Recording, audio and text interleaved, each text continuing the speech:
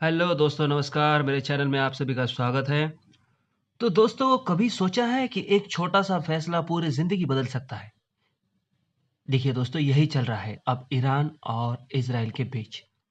दोनों देशों ने कभी सोचा नहीं था वॉर होगा, बट अब बारी आई है युद्ध करने की और दोनों कंट्री एक दूसरे पर भारी पड़ रहे हैं।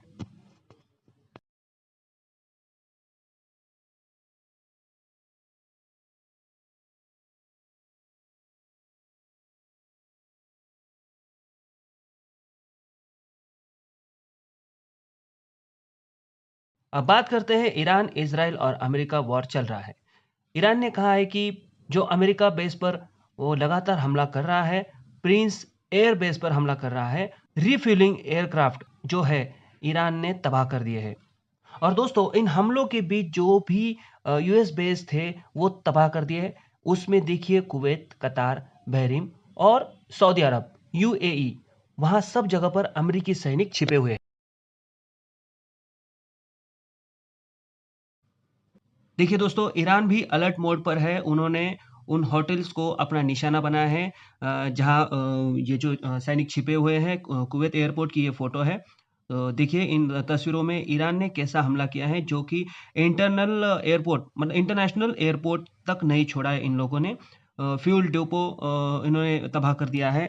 जहाँ तेल की गोडाउन है, स्टोर जो इन्होंने रखा है, वो भी इन्होंने उड़ा दिया है। ये कन्फर्मेशन कुवैत के अधिकारियों ने बता दी है। उनका रडार सिस्टम है, उनको भी बॉम्ब से ब्लास्ट कर दिया है। जैसे ये जो वार है थमने की जगह नहीं, तो और आग बढ़ती जा रही है। ईरान का मानना है कि अमेरिकी लोगों को खत्म करना, वो जहाँ भी कहीं है, एयरपोर्ट पर मिले, कहीं पे भी मिले, उनको मार दिया जा रहा है और ड्रोन और मिसाइल हमलों से ये वॉर चल रहा है। फिर भी ईरान ने अपना मकसद छोड़ा नहीं, उसकी स्पीड जो है वो काफ़ी तेज़ मात्रा में बढ़ गई है और इज़राइल ने भी मौके का फ़ायदा उठाकर ईरान पर हमला करना चालू किया है। तो दोस्तों, इसी तरह इज़राइल के सैनिक और जैसे इंडस्ट्रियल एरिया को भी टारगेट कर रहे हैं, वो अब उनको तबाह कर रहे हैं। यहाँ अमेरिका भी शामिल होती हुई नज़र आ रही है। इज़राइल और अमेरिका मिलकर ये हमले कर रहे हैं। जहाँ पर ईरान के प्लांट है, वहाँ पर वाटर एग्ज़ॉशन होता है, जहाँ पानी स्वच्छ किया जाता है, उसको भी उन्होंने उड़ा दिया है। फ्रेश वाटर मिलता है, वहाँ पर भी उन्होंने हमला कर दिया है। तो दोस्तों, अब बात करते हैं 1970 की। ये जो दौर है वो आने वाला है, ऐसा मैंने कहा था। मतलब ये मैं नहीं, टाइम्स ऑफ इंडिया का ये जो आर्टिकल है ये कह रहा है। देखिए दोस्तों, क्राइसिस क्यों आई थी उसके ऊपर बात करते हैं। करंट सिचुएशन क्या चल रहा है कि 2026 का जो है उससे भी बढ़कर कॉम्प्लेक्स है ये जो डेंजरस क्राइसिस था। 1973 में क्या हुआ था, योम किपुर वॉर एक हुआ था। इसराइल के अंदर ये वॉर हुआ था। ऑयल शॉक आया था। यहाँ पर योम किपुर एक बहुत बड़ा दिन सेलिब्रेट होता था। साल में सबसे इम्पोर्टेंट दिन इसको माना जाता है। तो अक्टूबर 1973 में योम किपुर वाले दिन इजिप्ट और सीरिया ने मिलकर बहुत बड़ा अटैक किया था और तब भी अमेरिका इसराइल को सपोर्ट कर रहा था। पूरा ये जो वॉर है वो ग्लोबल जियो क्राइसिस में कन्वर्ट हुआ था। तो दोस्तों, ऑयल का क्या रोल था, आपको ऐसा लगा होगा भाई ऑयल क्राइसिस क्या हुआ था दोस्तों। तो ये जो गल्फ कंट्री है उन्होंने इसी ऑयल को वेपनाइज किया था, जिसमें सऊदी, कुवैत, यूएई और इराक क्रूड ऑयल का कट प्रोडक्शन किया था। एक्सपोर्ट रुका गया था। वेस्टर्न कंट्री के लिए ये जो एक्सपोर्ट था वो रुका गया था। तो देखा, उस वक्त का बदला ले रहे हैं ये जो अरब कंट्री है। अरब मतलब अरब ओपीईसी ऐसा ग्रुप बनाया था उन लोगों ने, अरब ओपेक्स मेंबर्स ऐसा ग्रुप उन लोगों ने बनाया था। तब ऑयल का रेट जो है 300% बढ़ा दिए थे। ऑयल का प्राइस पर डॉलर 3 पर बैरल था। मतलब उसके बाद वो जो प्राइस जो है $12 पर बैरल हो गया था। मतलब 300 से 400% एक महीने में ये दाम बढ़ा बढ़ा दिए थे।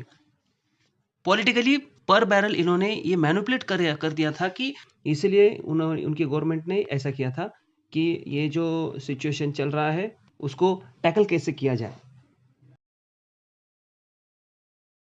तो दोस्तों देखिए, पेट्रोल पंप पर लंबी लाइनें, ये भी पुराना ही सिस्टम है। मतलब ये चित्र आज का ही नहीं बल्कि सालों से चलते आ रहा है। रेशनिंग सिस्टम इंट्रोड्यूस तब से किया गया है, तब गवर्नमेंट ने स्पीड लिमिट लगा दिए थे। मतलब गाड़ी की स्पीड को लिमिट लगाया, इतनी स्पीड के ऊपर आप गाड़ी चला नहीं सकते। कभी-कभी तो रास्ते पर गाड़ियाँ दिखेगी नहीं, ऐसा कैंपेन उन्होंने चलाया था। तो मुद्दे की बात ये है दोस्तों कि ऑयल के प्राइसेस बढ़ा दिए थे। जहाँ-जहाँ ऑयल लगता है वहाँ पर सबको दिक्कत आने लगी, सब एक्सपेंसिव होने लगा। मेजर इकोनॉमी का जो क्राइटेरिया था वो स्लो डाउन हुआ, जॉब्स के लॉसेस भी हो गए थे और अनएम्प्लॉयमेंट बढ़ गया था।